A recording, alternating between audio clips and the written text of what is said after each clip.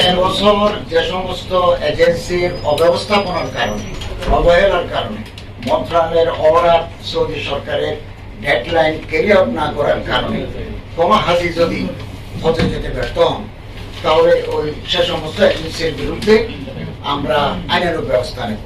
আইনানুগ ব্যবস্থার মধ্যে আছে তাদের লাইসেন্স আমরা বাতিল করে দেব, তাদের যেটা জামানত আছে সেটা বাজেয়াপ্ত করবো এবং তাদের বিরুদ্ধে ফৌজদারি মামলা আমরা দায়ের করব।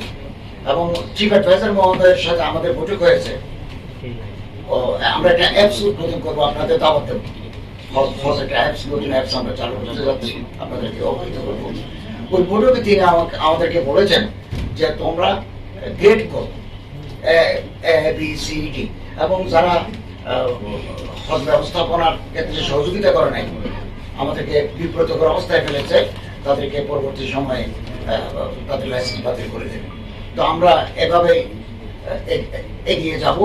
তবে আমরা এই মুহূর্ত পর্যন্ত আশা করছি আপনাদের মাধ্যমে কিছুক্ষণের ভিতরে যখন এই খবর ছড়িয়ে পড়বে, আমরা আশা করছি তারা এখনো ওই সৌদির নুসুক মশআর অ্যাপসটা খোলা আছে। সরকারিভাবে বন্ধ ঘোষণা থাকা সত্ত্বেও ওনারা এটা আস্তে আস্তে যাচ্ছেন, ধীরে ধীরে যাচ্ছেন, খোলা রাখছেন। এখনো রিকোয়েস্ট দিলে গ্রহণ করুন। তা আজকে রাতের ভিতরে যদি ওনারা এগিয়ে আসেন, তাহলে আমাদের সুস্থ হজ ব্যবস্থাপনার ক্ষেত্রে আর কোনো বাধা থাকবে না।